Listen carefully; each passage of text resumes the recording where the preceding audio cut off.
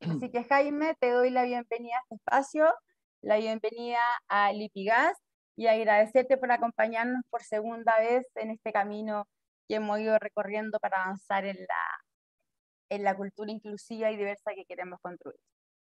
Bueno, muchas gracias, Stephanie, muchas gracias al equipo de Lipigas.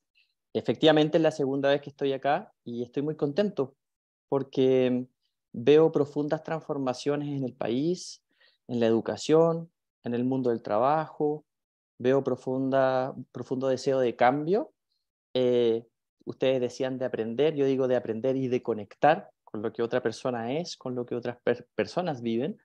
Y eso me parece muy emocionante porque siento que estamos cada vez más todos y todas remando el mismo bote, eh, que es un bote común, que es un bote donde queremos navegar hacia un mar más igualitario, más comprensivo, más amoroso, más humano. Y para navegar a ese mar amoroso, humano y comprensivo, les propongo una historia. Les voy a proponer una historia en dos actos, que voy a dividir en el primer acto, que es el tiempo del homogéneo, y lo voy a relatar a través de mi vivencia como un hombre homosexual que nació en el Chile del siglo XX y que transitó hacia el siglo XXI en la misma medida que el país también transitó hacia un nuevo esquema de valores. Y eso es muy bonito y muy difícil también a veces.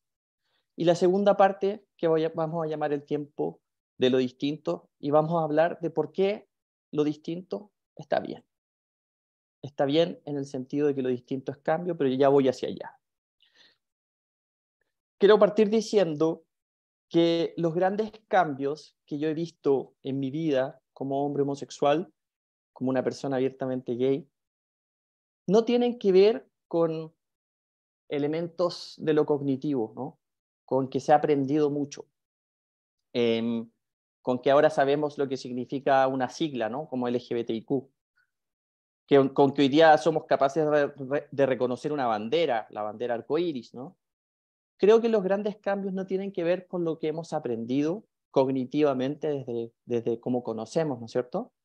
Sino que los grandes cambios tienen que ver con cómo nos hemos conectado. ¿Y con cómo nos hemos conectado con qué o con quién? ¿Cómo nos hemos conectado entre personas? Pero esto es más o menos nuevo. Y quiero partir diciendo que yo soy ese niño cabezón. De ahí, mis hermanos me decían que tenía cabeza de zapallo. Eh, Creo que esa cabeza me cabía 3 veces en el cuerpo, máximo.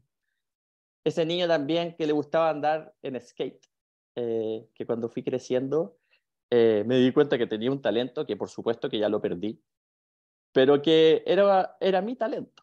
Era aquello que me gustaba hacer en mi tiempo libre. Y ahí salgo con cara de enojado, pero realmente era muy feliz cuando andaba en skate. Pero también soy ese niño y ese adolescente que le tocó eh, transitar en un mundo en el que lo que sentía, en el que lo que vivía, no era particularmente aceptado. Un mundo que era un mundo donde uno podía sentir mucho miedo, un mundo que estaba lleno de señales, ¿no? Que estaba lleno de mensajes. No digo un mundo donde hubiese maldad, particularmente hacia las personas homosexuales, aunque uno podría decir también había mucha violencia, sino que un mundo de mucha incomprensión, de mucho prejuicio y de mucho estigma, ¿no? Y ese fue el Chile en el que me tocó nacer, un Chile de los años 80 que era bastante gris, no es necesario que diga por qué, pero también un Chile de los años 80 donde comenzaban a visibilizarse ciertos íconos, ¿no? Y aquí puse 2 íconos que me parece interesante porque de alguna forma marcaron el modo, la posición que yo ocupé en el mundo, ¿no? Y la que decidí, o la que más bien decidí retraer. No sé si se acuerdan de los bailarines de Rafael Acarrá. ¿Se acuerdan? Los Y bailarines de Rafael Acarrá eran particularmente, hoy día diríamos, queer, particularmente contra el estándar del macho heterosexual estilo Rambo, ¿no? Que andaba con el cuchillo en la boca persiguiendo vietnamitas.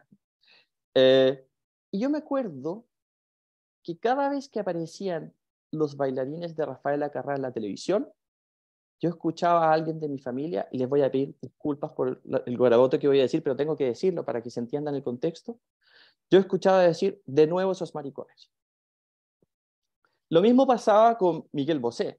Me acuerdo que cuando Miguel Bosé vino al Festival de Viña, yo no sé qué edad tendría, pero probablemente 5, 6, 7 años, no lo sé bien, y se escuchaban comentarios muy parecidos de mi entorno cercano. Y voy a decirlo directamente, mi padre y mi madre.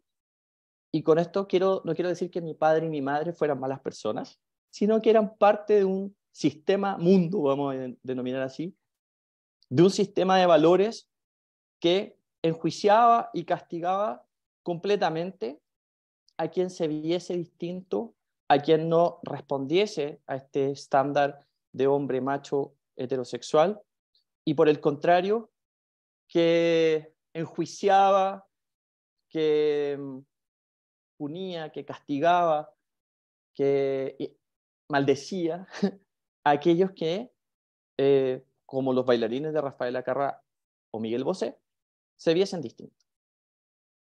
Esto que les cuento como una anécdota es un poco más que una anécdota y puede alcanzar niveles de profundidad que a lo mejor para ustedes son desconocidos, pero que para un chico de 7 u 8 años podían ser muy determinantes. Primero, porque se instalaba un término en la propia cabeza, ¿no? Mi familia, las familias, cualquier familia de un chico homosexual en esa época estaba impregnada de esto y estaba soltando, voy a decirlo así, un sistema de conceptos, un abanico de conceptos que se iban instalando en sus hijos o en aquellas personas que tuviesen de manera cercana y que fuesen homosexuales. Entonces, para mí, la palabra, voy a volver a decirla, voy a volver a pedir disculpas, la palabra maricón se instaló muy fuerte, se grabó a fuego. Y junto con grabar una palabra a fuego, lo que se graba es la sensación de que lo que hay detrás de esa palabra es negativo. Y crecer pensando que uno está en el registro de lo negativo, es lo que hace difíciles nuestras propias historias. Porque si bien yo no me sentía femenino, tampoco me sentía un niño súper macho, ¿no? No era el niño que andaba con el rifle a postones y subiéndose a los árboles como incontroladamente, sino que era un niño bastante contenido, pero un niño bastante funcional de alguna forma, ese niño que andaba en skate, etc. Yo sabía que por lo menos algo de lo que ahí estaba fraguándose estaba mal, porque los mensajes que estaba recibiendo permanentemente eran de que algo estaba mal.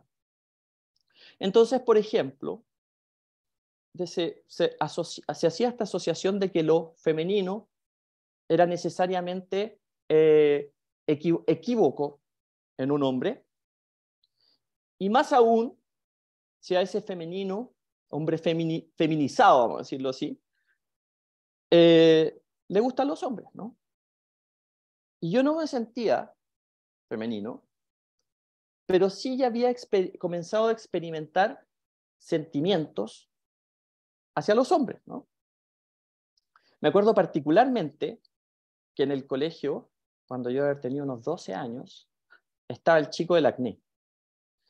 El chico del acné tenía unos ojos verdes preciosos, era compañero de mi hermano y yo lo miraba con una admiración así, pero así, digamos, en la más alta admiración que pudiera tener alguien, cuando uno está en su despertar sexual y en su despertar afectivo y comienza a entender que las cosas son de una cierta forma, ¿no?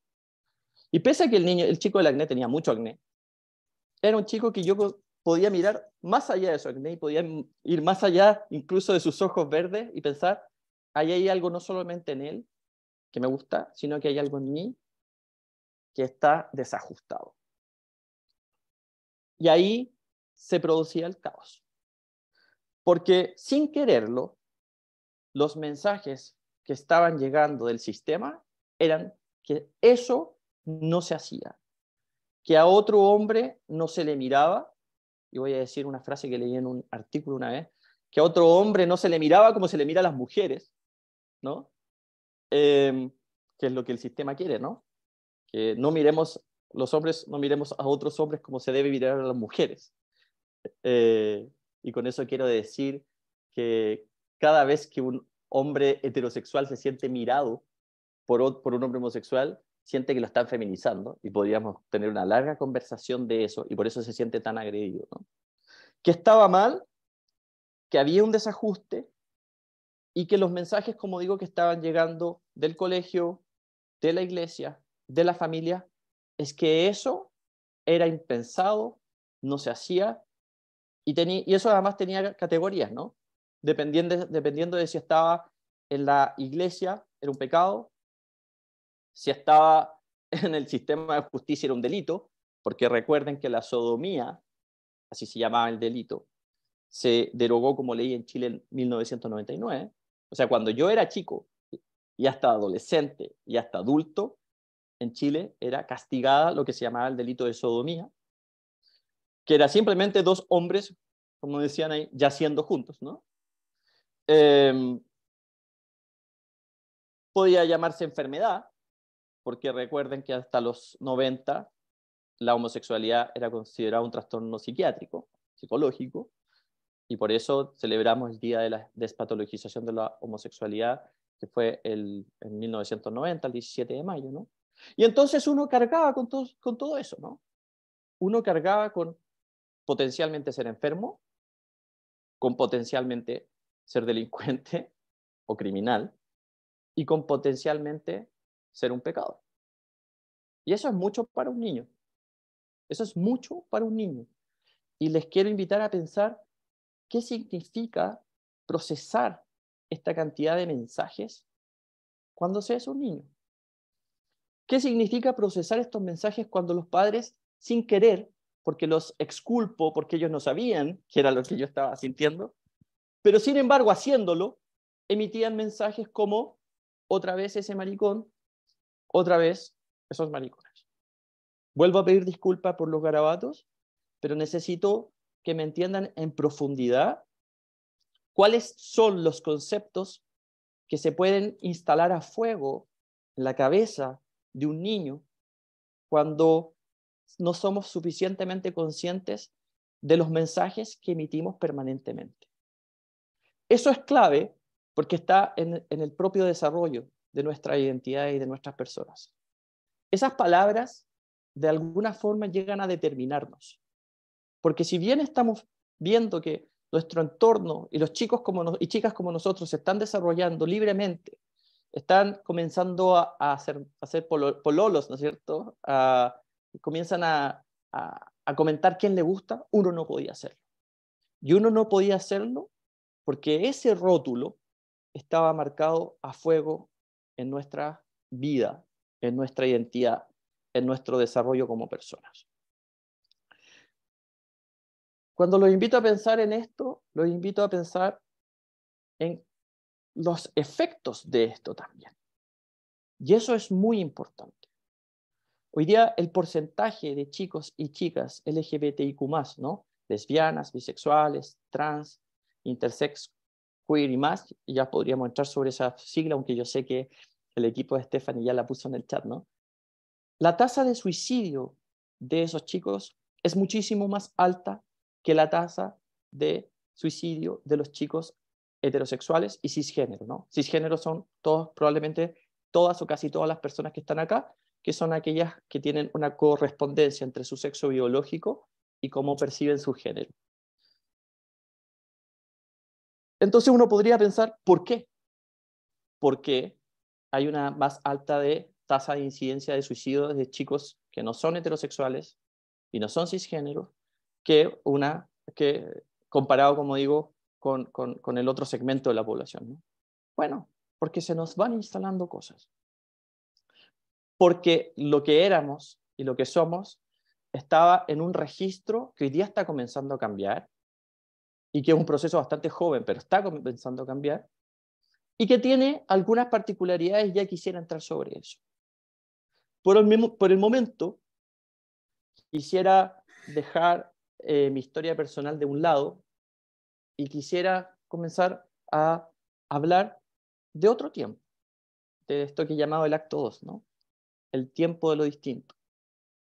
Si antes estábamos en el tiempo de lo homogéneo, donde todo debía ser igual, y estaba pensado para ser igual, hoy estamos en este segundo tiempo.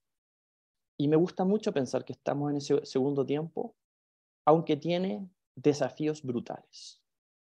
Y quisiera pasar a este segundo acto con uno de los desafíos más brutales que le tocó atravesar a Chile y del cual, de una manera muy accidental y muy transformadora, pasé a ser parte yo también. Y quiero avanzar 30 años en el tiempo, desde ese niño que era yo, y conectarlos con ese otro joven que no sé si son capaces de reconocer. ¿Alguien me quisiera decir quién es? Es Zamudio.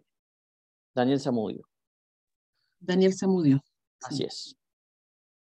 Quiero poner en este segundo tiempo como relato, como eje de la construcción de esta conversación, a Daniel Zamudio.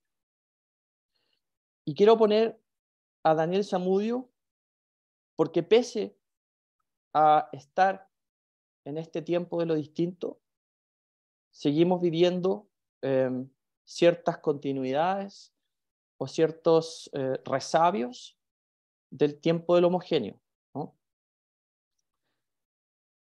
Y digo esto porque la muerte de Daniel Zamudio, y como recordarán, la tortura y posterior asesinato de Daniel Zamudio, terminó siendo una fractura, un quiebre en cómo veníamos viviendo la percepción del otro en cuanto ese otro u otra era una persona de orientación sexual gay o lésbica, ¿no?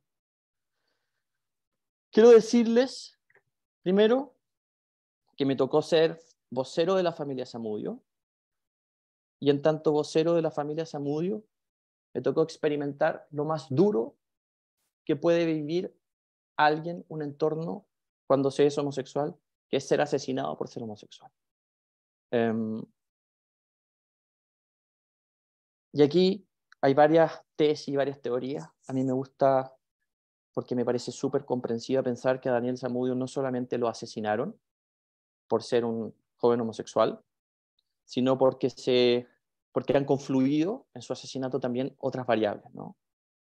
Los sociólogos y las sociólogas hablan de un término que se llama interseccionalidad, que se define como el solapamiento, la imbricación o el traslape entre distintas identidades estigmatizadas y que son potenciales frutos de discriminación, ¿no? Entonces a Daniel Zamudio, digo, creo que no solamente lo asesinaron por ser homosexual, sino que está solapada ahí su condición, por ejemplo, de pobreza. Y quiero decir que la vida de Daniel Zamudio es muy distinta a la mía en cuanto yo crecí como un chico homosexual, voy a decirlo así, de clase media alta, y Daniel Zamudio nació como un chico homosexual de clase media baja o de clase baja. Y nuestras experiencias de vida son supremamente distintas, ¿no? Y esa diferencia de experiencias de vida nos hace pensar, por ejemplo, que hay personas que están más en riesgo incluso que otras, ¿no? Solo pensemos en la cantidad de asesinatos, de crímenes de odio que hay en Latinoamérica. En los últimos 4 años han muerto más de 1.300 personas. Solo en Latinoamérica, solo por tener una orientación sexual o una identidad de género que condicione su muerte, ¿no? 689 fueron en 2019 y 2020. Hoy día ya van más, deben ser cerca de las 1.500. La última cifra que tenía era de principio de año, que era 1.300, ¿no?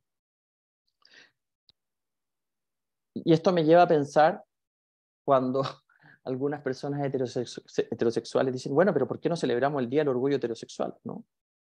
Bueno, no celebramos o no celebran, creo, el Día del Orgullo Heterosexual porque a ustedes no los matan por el hecho de ser heterosexuales. Por supuesto que hay crímenes de otra naturaleza, ¿no? Pero en general, si eres homosexual y si vives en una situación de vulnerabilidad como la que vivía Daniel Zamudio, hay más posibilidades de que te maten de si eres heterosexual. Y estoy hablando de muerte. No estoy hablando de todo esto que uno tuvo que procesar cuando niño, ¿no? O niña. Todo esto de los mensajes que llegaban del entorno cercano, que debía ser tu entorno más seguro, y terminaba siendo el entorno que te metía en lo más profundo del closet, ¿no? Sino que estoy hablando de pagar con la vida aquello que uno es. Pagar con la vida aquello que uno es. Eso es muy sustantivo también en nuestra experiencia como personas homosexuales, ¿no? Saber que estoy sufriendo un riesgo por el hecho de ser lo que soy, ¿no? De que tengo vecinos o vecinas que no entienden, y como ha pasado en Chile, y hace muy poco, que no soportan ver que, por ejemplo, se es una persona trans y asesinan a esa persona trans los propios vecinos, ¿no? Quiero decirles que esta cifra está medida hoy, pero no sabemos lo que pasó para atrás. Pero intuimos que para atrás la cosa era mucho peor. Y aquí quiero avanzar hacia un lugar que me parece súper interesante, pero por el momento, antes de hacerlo, quiero decir que la invisibilidad de nuestras vivencias, ¿no? O sea, no revelar lo que somos, más el estigma de lo que podríamos ser, es el fundamento de muchas de esas muertes, ¿no? Pese a un estigma sobre las personas. Y ese estigma es precisamente la causa de que otros se sientan en el derecho de arrebatarle la vida a alguien, de golpear a ese alguien, de insultar a ese alguien, de mofarse de ese alguien, de negarle servicios a ese alguien. Y por eso tuvo que hacerse una ley antidiscriminación, ¿no? Una ley antidiscriminación que había estado 12 años durmiendo en el Congreso y que recién se activó cuando asesinaron a Daniel Zamudio. Pero eso es también la posibilidad de ese estigma es lo que nos lleva a no querer mostrarnos. El no querer tener la etiqueta en nuestra frente es la que nos hace querer no estar, como si no existiésemos, ¿no? Eso es la invisibilidad. Pero cuando somos invisibles, y este es nuestro dilema como personas homosexuales o trans, que yo no lo soy, pero soy una persona homosexual, esa invisibilidad también es el fundamento de que se construyan relatos en torno a nosotros que no se condicen con lo que somos, ¿no? Antes era muy fácil decir, por ejemplo, que una persona gay era un pedófilo. ¿Por qué era tan fácil decirlo? Porque ninguna persona gay iba a levantar la mano y iba a decir, yo soy gay y no soy un pedófilo. ¿Por qué? Porque estábamos condenados a la invisibilidad por el estigma y porque desde esa invisibilidad nadie era capaz de defender lo que era, ni sus derechos, ni su identidad como persona. Esa condena a la invisibilidad vivió un quiebre, vivió una fractura en Chile cuando pasó el asesinato de Daniel Zamudio. Y esto es algo que para mí no solamente es relevante, sino que es emocionante de pensar. No sé si ustedes están de acuerdo, pero algo cambió en Chile cuando pasó lo de Daniel Zamudio. Si yo les preguntara, ojalá lo podamos conversar al final, ¿no? Si yo les preguntara si se acuerdan más o menos de cuando pasó eso y de qué estaban haciendo cuando pasó eso, les podría, o sea, estoy seguro que recibiría como respuesta me acuerdo y me acuerdo qué estaba haciendo. Y me acuerdo incluso cómo lo viví. Estoy seguro que si les pregunto, se acuerdan de eso. Y aquí la pregunta es, ¿por qué se acuerdan de un asesinato con tortura si en Chile todos los días se asesina a una persona, y si en Chile, por ejemplo, todos los días hay femicidios, probablemente, o una gran cantidad de los días del mes hay femicidios, ¿no? ¿Se acuerdan probablemente de esto? Porque algo cambió. Y yo tengo una tesis, que esto cambió porque es la primera vez que un crimen homofóbico en Chile tenía nombre, Daniel Zamudio. Siempre antes eran personas NN, pero también tenía padres y madres. Después los padres salieron con conflictos entre ellos. Eso creo que no es relevante para esto. Creo que lo relevante para esto es pensar que por primera vez una familia dice, sí, somos los padres de este hijo homosexual, estamos orgullosos de este hijo homosexual y vamos a hacer todo lo que sea para conseguir justicia. ¿Qué creo yo? Creo que es como si no hubiesen hecho así. Quedamos mirando hacia otro lado. ¿Por qué? Porque por la invisibilidad y el estigma estábamos acostumbrados a que esto no se viera y por lo tanto que simplemente había habido un crimen de un homosexual, porque así hubiese titulado un diario hasta en los 90, crimen de un homosexual, y hubiésemos escuchado comentarios como los que yo escuché en la infancia, donde se hacía, bueno, pero bueno, esos crímenes siempre son más violentos, ¿no? Como yo crecí escuchando que los crímenes, voy a decirlo de nuevo, la palabra, les pido disculpas, pero necesito decirla, ¿no? Que los crímenes de maricones eran más violentos. Sin embargo, ese quiebre de cabeza está en lo que su padre y su madre hicieron por reivindicar la figura de su hijo y por tratar de conseguir justicia.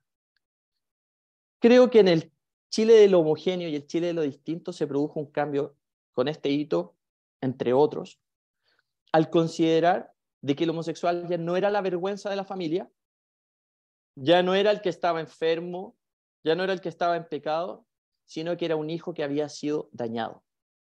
Dañado a tal punto que cuando yo fui a verlo a la posta central, voy a describir algo que les va a parecer chocante, pero de verdad esto es lo que vi. Dañado a tal punto que yo vi una masa humana informe. Estaba tan inflamado en todas sus partes, en sus órganos, en sus extremidades, que era casi difícil reconocer dónde comenzaba la cabeza y continuaba el pecho, por ejemplo. No sé si recuerdan, pero le estamparon suásticas con bolletas de botella en el pecho y le quebraron la pierna haciendo palanca y dicen ellos mismos, los propios asesinos, que sonó como un hueso de pollo cuando se quiebra. Sin embargo, hubo padres ahí, un padre y una madre, dispuestas a dar la cara y reivindicar la orientación sexual de su hijo al punto de decir, nosotros siempre lo amamos. Y aquí creo que viene el quiebre. El quiebre creo que vino cuando otros padres y otras madres dijeron, podría ser nuestro hijo. Ese podría ser nuestro hijo. Los propios homosexuales nos replegamos, voy a decirlo así. Nos dio mucho miedo. Escuché muchos comentarios, recibí mucha información de personas que no habían querido ni siquiera salir a la calle a expresarse en público de ninguna forma porque sentían pánico. Pero los padres y las madres también. Los padres y las madres, cuando supieron que ese era el riesgo al que estaba expuesto un hijo, dijeron, tenemos que apoyar. Creo que la gran transformación fue que comenzó a modificarse la forma en que la familia y la sociedad se relacionó o comenzó a relacionarse con esto que les parecía antes tan distinto y tan atípico, ¿no? Y que hoy día sabemos simplemente que estaba velado, ¿no? Que tenía un velo encima, pero que existía porque siempre había existido. Voy a avanzar un poquito. ¿Qué creo que cambió? Creo que se despertó un sentimiento de empatía como nunca antes en la historia de Chile, por lo menos respecto de las personas LGBTIQ+. Y aquí quiero detenerme para decir algo. Creo que Chile ha cambiado no por lo cognitivo, no porque sepamos descifrar ciertos códigos, como por ejemplo que la bandera multicolor que flamea representa a las personas lesbianas, gays, bisexuales y trans, sino que ha cambiado por nuestro conocimiento del otro u otra. Porque hemos sido capaces de entender que hay un otro o una otra distinta de mí, distinto de mí, que merece ser escuchado y que merece ser comprendido. Eso es un giro copernicano. Eso es un cambio sustantivo. Porque lo que no puede hacer una lectura, ¿no? Que yo puedo leer un montón de libros. Sí lo puedo hacer el simple hecho de saber que la persona que tengo al lado es homosexual y me lo ha confiado. Y cuando una persona sale del closet y me lo confía, lo que está haciendo es hacerme un regalo. Y entonces yo, lejos de criticar, lo que debería hacer es dar gracias. Dar gracias por la confianza, ¿no? Todo eso lo decimos con mi coautora Rafaela Di Girolamo en este libro que nosotros escribimos y que se ha publicado en algunos países, que se llama Salir del Closet, todo lo que hay que saber. Esta es la edición brasileña, que también se vende en Portugal, que se llama Sair do Armário, donde nosotros decimos, entiéndanlo como un regalo, ¿no? Yo me acuerdo que hace unos 8 años atrás, iba caminando por la calle y escuchaba que todo el mundo, no con todo el mundo, pero escuché fue muy loco porque me acuerdo que fue mucha gente, ¿no? Unas 3 o 4 personas en distintos momentos de la tarde estaban hablando de un reportaje que habían dado en Canal 13 sobre las infancias trans, sobre qué significaba ser trans en Chile y ser niño o niña. Y me acuerdo que la gente hablaba de esto, y voy a decirlo en chileno, ¿ya? Soy un poco sapo, me gusta escuchar un poco conversaciones ajenas. creo que un poco por imprudente y otro poco porque me da un poco el pulso social, ¿no? Y la gente decía, jamás había pensado que un niño podía ser trans. ¿Y qué pasó? Lo que pasó es que la gente comenzó a entender de manera positiva que aquello que habían estigmatizado toda la vida, que era ser trans, porque trans era sinónimo de trabajadora sexual, porque ser trans era sinónimo de enfermedades o infecciones de transmisión sexual, etc., que ser trans era algo que les podía pasar a ellos también, que les podía pasar a esas personas que yo escuchaba en el metro o en la calle conversando sobre este reportaje que yo también había visto. Y hoy día, la aceptación de las personas trans ha pasado precisamente por el conocimiento de esas personas trans que hoy día tenemos, ¿no? A lo mejor no conocemos a nadie en nuestro entorno, pero un solo mensaje bien puesto en la televisión nos puede hacer clic. Con eso quiero decir, y ya un poquito para ir cerrando, porque me encantaría que pudiésemos tener un espacio de preguntas, ¿no? Con eso quiero decir que el principal motor de transformación de una sociedad es la empatía. Que el principal motor de transformación de una sociedad es esa capacidad que tenemos y a la cual no podemos renunciar, por favor, de conectarnos con esa historia de vida, de esa persona que tenemos al frente, al lado, encima, debajo, al costado, de esa persona que está en nuestro entorno o que potencialmente podría estar en nuestro entorno. Y quiero agregar más, porque esta pequeña conversación la denominé, ¿no?, claves para adaptarse a un mundo en cambio, ¿no?, el tiempo del distinto. Yo creo que además de la empatía, que ojalá la entendamos como una conexión profunda con un otro u otra, cosa que es muy difícil, ¿eh? Hay autores que dicen que realmente la conexión profunda con otro se hace muy difícil si no estamos en los zapatos de ese otro u otra.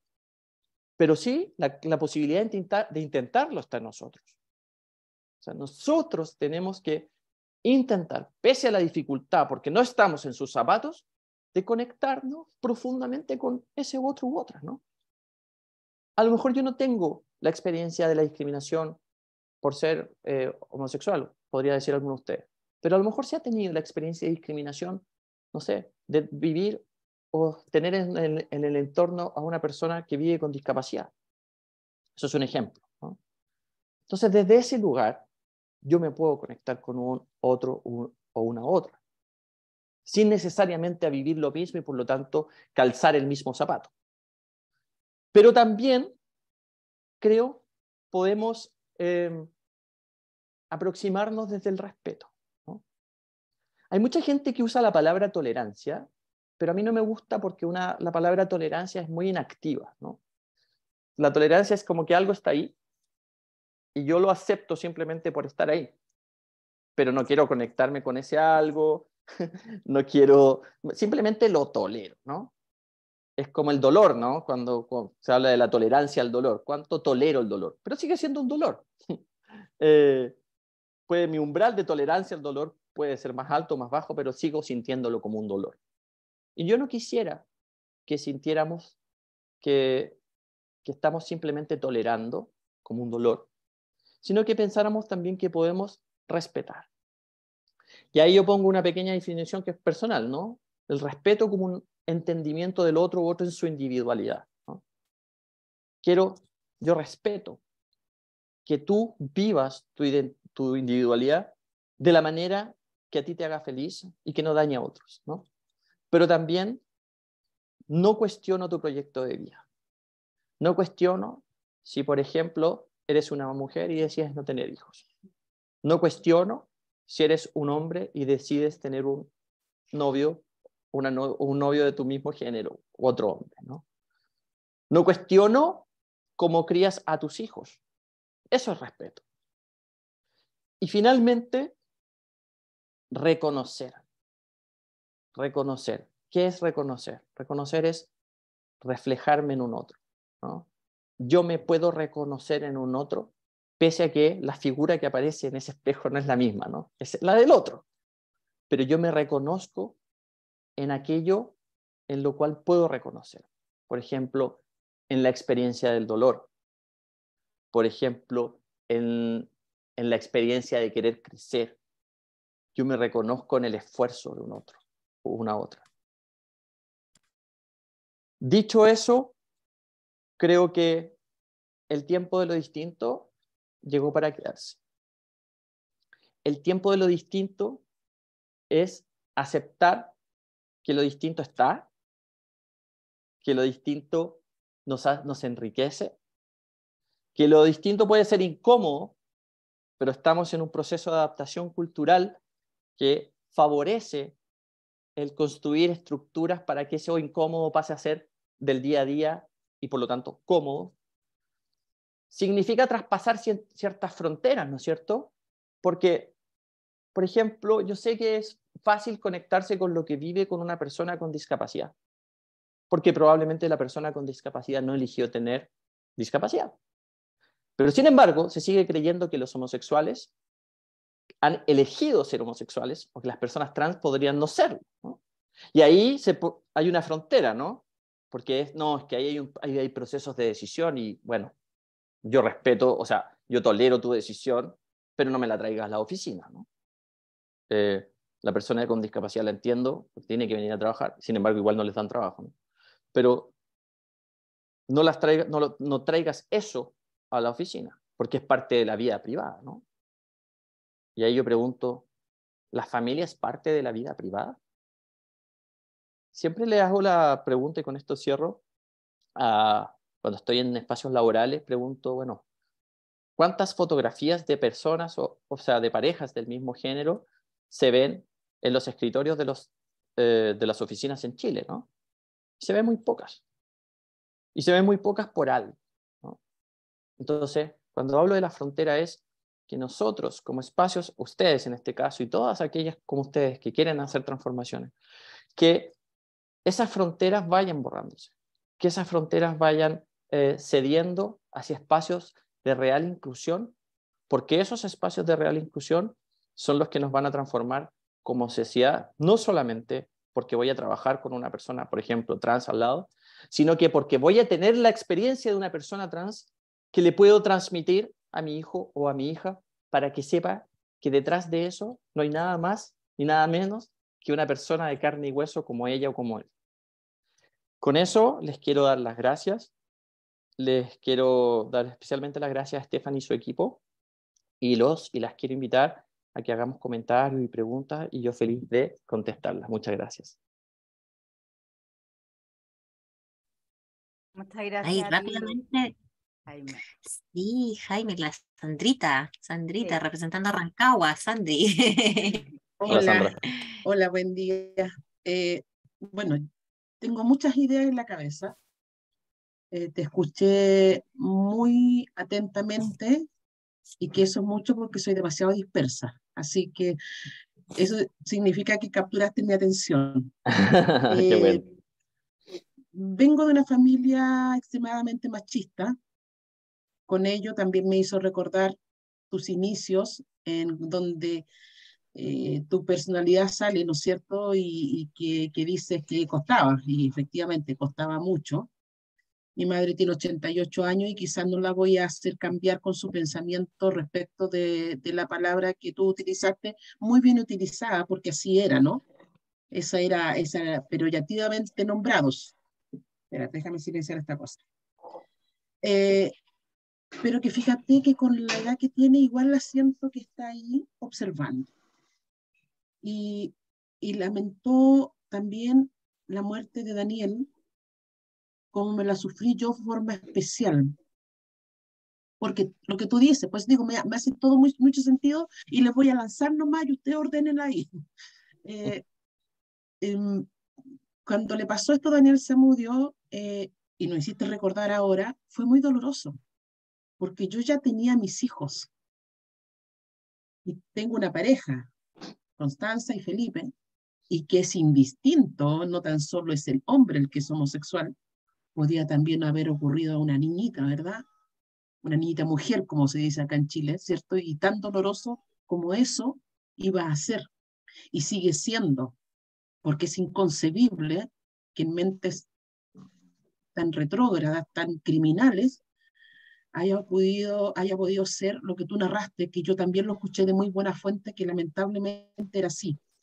Por otra parte, en la actualidad tuve unos vecinos que se fueron hace muy poco, que lamenté mucho, que yo los tomé como mis hijos, y ellos eran gay y se abrieron tanto conmigo, hicimos tan buenas migas, porque fueron excelentes personas, me invitaron a su matrimonio igualitario, eh, y, y, y de verdad conocerlos a ellos, a pesar de que yo tenía ya mi cimiento y mi pensamiento sobre la homosexualidad, sobre el lesbianismo, yo lo tengo claro, no tengo ningún tema, los respeto, como ellos me deben respetar a mí, ¿cierto? Lo tengo arraigado. Pero el conocerlos a ellos, conocer sus historias, tal como la narraste tú, para mí también era doloroso. Era doloroso porque uno de ellos, Manolito, lo crió su abuela y su abuela sufría cada noche que él salía en Santiago posterior a la muerte de Zamudio. Y rezaba Eso. todo el rato para que él llegara bien. En ese Santiago donde antiguamente se podía caminar más que 2 cuadras, ¿verdad? Pero ahí lo de Zamudio marcó como un, hey, ten cuidado, por favor, porque claro, obvio, ellos visitaban sus lugares y se juntaban. Entonces, él lloraba y decía, como yo no entendí, porque él era joven en ese entonces, cómo no entendí el gran dolor que yo le estaba provocando a mi abuelita por, por mi condición, pero que ella, fíjate, su abuelita le dijo, no, yo no estoy preocupada porque usted sea homosexual o sea gay. Yo estoy preocupada por lo que a usted, mi hijo Manolito, le pueda pasar. No por su condición, A muchos sino nos por la pasó mente eso. enfermiza que está al otro lado. ¿Mm? ¿Te fijas? Y te agradezco, con este término, te agradezco mucho el que me hayas eh, sacado esas cosas que de pronto te llegan a la vida, como estos niños que que digo, mis niños son grandes ya, ¿no? Se me fueron muy lejitos, pero los voy a ir a ver, que trajeron a mi vida 2 personas maravillosas. Y así conozco otros. Mi marido era cero homofóbico, él tenía muchos amigos, y mi hija es defensora total. O sea, si ella escucha a alguien que le dice, perdonen ustedes también, maraco, si pudiera pegarle ella a esa persona por ese término, te juro que lo hace. Y Y eso dice bien, pues dice que mi marido les dio el respeto por las personas tal y cual como fueran. Te lo agradezco, Jaime. Gracias a ti. Disculpen lo extendido, pero necesitaba porque era como lo que viví, la catarsis que sufrí. Gracias. Quisiera decir algo sobre lo que acaba de decir Sandra, ¿no? Esta mochila no nos la podemos solos. O sea, esta mochila la tenemos que cargar entre varios, y yo agradezco que haya personas que están dispuestas a cargar nuestra mochila, porque este no es un problema de los homosexuales, este es un asunto de sociedad, de cuánto la sociedad está dispuesta a hacer para que un grupo de personas que lo ha pasado mal históricamente, y no me estoy victimizando, ¿no? Hay otras cosas que son muy bonitas de ser homosexual, pero personas que la han pasado mal históricamente no tengan que cargar esa mochila solos o solas, y la puedan cargar con aliados, como dijo Stephanie al principio y su equipo, ¿no? Con aliados y aliadas que quieran ayudarnos a cargar ese peso. Y desde ese peso comenzar a despojarnos entre todos de ese peso. Te agradezco mucho el comentario, Sandra. Jaime. Adelante. Hola, Natalia Escobar por acá. Disculpa, no estoy con cámara porque estoy... No te preocupes. Ya, bueno, primero que todo agradecerte la charla, agradecer la generosidad de compartir tu experiencia. Ya no es fácil, bueno, en este tiempo no sé qué tanto, pero a veces no es fácil compartirla. Yo solamente quería comentar que lamentablemente no estamos tan evolucionados como quisiéramos. Yo soy mamá de un adolescente, ya, 17 años. Mi hijo sale de cuarto medio este año, un colegio muy, muy católico,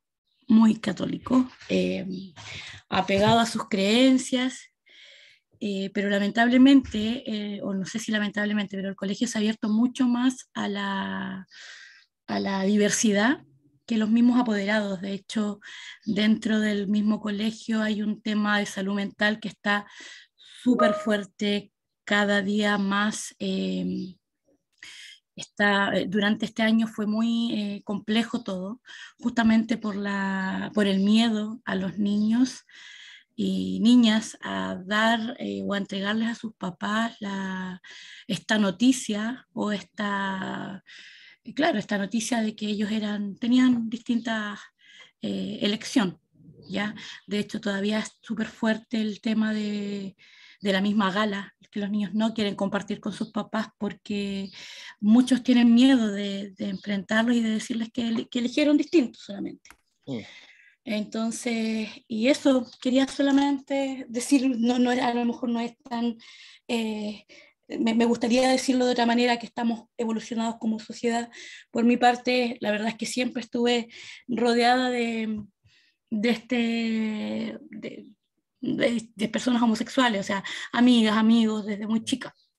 En un pueblo, crecí en un pueblo chiquitito, donde todo era escondido, entonces era un círculo bastante cerrado, pero que sí desde chica en realidad me ayudó a entender que la sexualidad era solamente una parte de la persona, de una parte íntima, en realidad, que a mí en realidad no tenía por qué interesarme.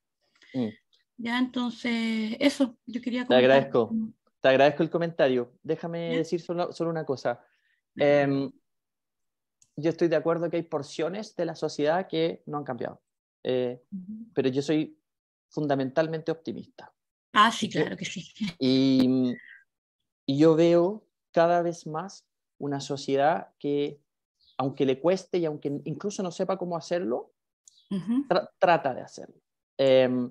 Y aquí la invitación es a que seamos todos y todas optimistas, pero que sea un optimismo consciente y proactivo, en el sentido de que todos tenemos algo que hacer y decir sobre esto, y todos somos los que podemos hacer el dique contra el odio, contra la intolerancia, ¿no? Yo siempre digo, todos podemos ser microactivistas. ¿Y qué es ser un microactivista? Yo he sido activista, ¿no? Y ahí me tocaba hacer un montón de cosas, hice cosas bonitas, trabajé en la ley antidiscriminación, hasta hoy un artículo que está redactado a mi puño y letra. Pero también seamos microactivistas. Cuando alguien en la mesa del domingo de nuestra familia tire haga un comentario que sea ofensivo, que sea que denoste a otros, parémoslo. No estoy haciendo una invitación al conflicto ni a la crisis familiar, pero sí estoy haciendo una invitación al ser agentes de regulación de discurso, de ser agentes de regulación de lo que se puede decir y lo que no puede decir. Y aquí voy a terminar diciendo esto. Acá hay voy a usar un término belicista, como de la guerra, pero lo voy a usar, y espero que me lo entiendan, ¿no? Aquí estamos en una batalla cultural, ¿no? Esto es una batalla cultural, entre conceptos que están en retirada y conceptos que están llegando. Y nosotros podemos ser agentes, iba a decir combatientes, pero soy un tipo antibelicista y muy pacifista, pero sí podemos ser soldados de esta batalla cultural para contener aquello que nos hace mal como sociedad. Gracias por tu comentario. Repito, gracias a ti. Que estés muy bien. Hay oportunidad para un último comentario. No sé si... Alexandra. Ya. Primero, Jaime, primero muchas gracias por tu charla. Me conmovió mucho la frase esa que dijiste de que los huesos las fracturas sonaban a huesos de pollo. Soy venezolana, tengo amigos gays, tengo familiares gays. Mi familia es bastante católica, crecí en un entorno súper conservador, en un círculo social bastante conservador, en una educación bastante conservadora, ortodoxa, hasta podría decirlo. Familiarmente, dentro de mi núcleo familiar, no padre, madre, hijas, pero sí con un familiar se dio una situación bastante fuerte, donde incluso atentaron contra la integridad de una de mis primas. Dentro del colegio donde yo obtuve la educación, un colegio de bastante prestigio, por así decirlo, católico, recuerdo que nos daban clases de religión, donde ciertas cosas eran muy catalogadas como pecado. Y fíjate que había un directivo de esta institución que decía que las señoritas es mejor que fuesen prostitutas, así tal cual con esa palabra, a que fuesen lesbianas, porque por lo menos el ser lesbianas no se podía ocultar. Imagínense. O sea, Alexandra, me estáis dejando muy impresionado con lo que me estás diciendo. Muy Sí. impresionado, pero no sorprendido. Mira, ese es un comentario muy común en la sociedad católica en Venezuela. Y pues también a un gran amigo fue víctima de homicidio. Fue víctima de homicidio y sí escaló en Venezuela pues por conexiones que se tenían. Pero muchos no escalan porque simplemente no eres nadie o trata incluso la misma familia de callarlo. Tengo amigos que estudiaron conmigo en este colegio que prefirieron emigrar antes que enfrentar a sus padres y decirlo. Así es. Alexandra, te agradezco mucho el comentario. Bueno, voy a hacer un disclosure personal. Mi novio es venezolano, así que sé más o menos las distintas formas de vivir eso en dos sociedades. Sé que acá, y por eso soy optimista, ¿no? Se vive con más libertad que lo que se vive en Venezuela y con menos riesgo, ¿no? Sí. Pero lo que yo he dicho efectivamente vale para Chile, porque si nos damos una vuelta por la región, nos vamos a encontrar con cosas tan escabrosas como las que tú comentaste, ¿no? Te agradezco mucho porque esto pone en un contexto mayor lo que hemos venido hablando. Gracias, Alexandra. Mira, yo llegué a invitar a amigos a mi casa y estudié comunicación social, te podrás imaginar. Y yo siento que mis padres trataban de forma distinta a mis amigos heterosexuales que a los homosexuales. Incluso llegué a saber, no se dio en mi casa, no se dio en mi núcleo familiar, pero llegué a saber de cuando íbamos a otras casas y iban amigos que eran homosexuales y sus y padres de mis amistades sabían, le daban agua o le daban algo de comer en vasos distintos. Bueno, de eso, Creo que ya de eso sabes mucho. No, y tú sabes perfectamente lo que estamos hablando sin ser, así que te agradezco mucho, porque de eso estamos hechos también. Y eso es el dique, ahí está el dique que tenemos que poner frente a ese tipo de cosas. Ojalá seas una aliada aquí también, Alexandra. Muchas gracias. Gracias a ti.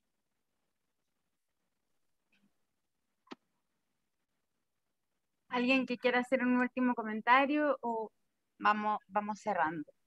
Ahí dejamos en el chat un link para que puedan inscribirse porque vamos a sortear 10 libros de los que nos comentó Jaime, que hizo ahí exactamente Salir del Closet. Que, bueno, Jaime, tú nos comentabas antes a nosotras con Gaby que no es solamente para la persona que sale del closet, Sí. sino que también está muy enfocado en el entorno. Así es. La mitad del libro es para cuando tenemos a alguien que nosotros sabemos que quiere decirlo y no sabemos cómo vamos a reaccionar nosotros mismos, o que ya nos lo ha dicho y no hemos hecho las cosas bien, ¿no? Aquí hay un montón de experiencias. Lo hice con Rafaela Girolamo, que es una psicóloga y sexóloga súper importante, un montón de experiencias recogidas que transformamos en un libro y que creo que quedó muy bonito. Así que les agradezco mucho también que hayan llegado a este libro y lo pongan a disposición de sus colaboradoras y colaboradores. Por supuesto. No, un regalo para nosotros también. Aprovecho para ir cerrando, darte las gracias. Gracias. Por compartir con nosotros tu historia personal, compartir con nosotros y recordarnos, aunque sea duro, la historia de Daniel, yo creo que poner en alto el nombre de su padre, que no tenemos que olvidarlo. Sin duda, eso marcó un cambio en nuestra sociedad. Acá hay muchos padres y madres, algunos no lo somos, pero somos tíos, primos, etcétera. O sea, tenemos un rol, tenemos amigos, amigas. Y quería aprovechar también la oportunidad, además de agradecerte a ti de una forma tremenda, porque creo que no hay mejor persona, y ya me han llegado algunos mensajes por interno, varios, además de los que están escribiendo en el chat, que se sorprendieron mucho con la charla, que no esperaban que fuese así que te lo quiero aprovechar y transmitir. Gracias. Creo que eres la persona más idónea para poder tratar el tema con un respeto y poder efectivamente llegar de la manera que queremos a la gente, de no imponer temas, sino que contar experiencia y tratar de lograr empatizar, porque acá tampoco lo que queremos es imponer que estemos todos de acuerdo. Sabemos que hay religiones, hay temas también de crianza, hay un montón de cosas que consideramos y que como Litigas también las consideramos, porque es el respeto al otro, pero sí empatizar, así como empatizamos con eso y lo respetamos, también entender que esto es parte de lo que hablábamos al principio, del reconocimiento del ser humano, desde su dignidad y desde el hecho de ser un ser humano con derechos fundamentales, valga la redundancia, con derechos humanos. Y que nadie debiera morir ni arriesgarse a eso por tener una orientación o una identidad sexual distinta. Agradezco finalmente a Gaby, a Marco, por todo el apoyo, obviamente a mi equipo, y a las embajadoras y a los embajadores que hicieron un trabajo bien especial esta vez, por ser ellos mismos quienes convocaran a sus equipos a la charla, y vi harta participación, y eso sin duda va a ser parte de que podamos seguir movilizando y ojalá transformándonos en aliadas y aliados heterosexuales, homosexuales, aliados de la causa y de las distintas causas que queremos promover el IPIGAS, que nos quedemos con este concepto de aliados y de aliadas, creo que algo muy bonito. Y no olvidar que no es necesario ser la causa para apoyar la causa. Así es.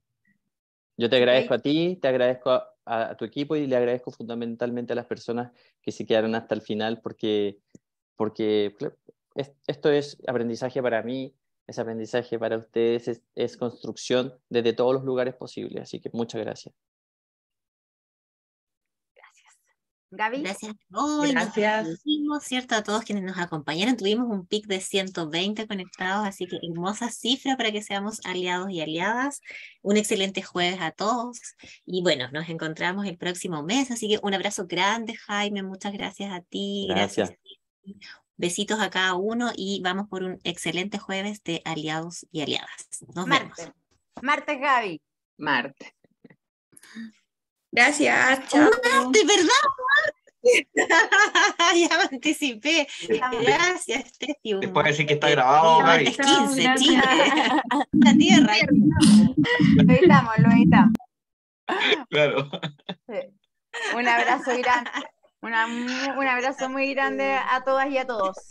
Ya, muchas gracias. Estamos Estén muy bien. Luego. Chao. Muy bien, gracias. Bien. Gracias, chao, chao. Gracias.